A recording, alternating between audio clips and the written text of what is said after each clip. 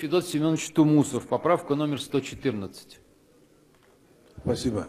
Уважаемые депутаты Государственной Думы, данной поправкой предлагается выделить средства на субсидирование внутрирегиональных авиаперевозок для Республики Саха-Якутия в объеме чуть более 1 миллиарда рублей.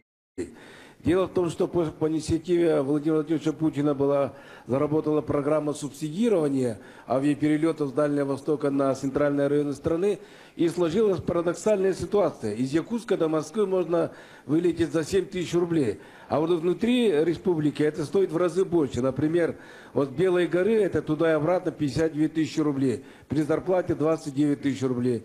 До Черска и обратно 64 тысячи рублей, при зарплате 40 тысяч рублей. Среднеколымск 54 тысячи рублей, при зарплате 29 тысяч рублей. И получается, зачастую туда летают заключенные в сопровождении 4 полицейских, и ограничиваются права других свободных граждан на конституционное право перемещения. Прошу поддержать.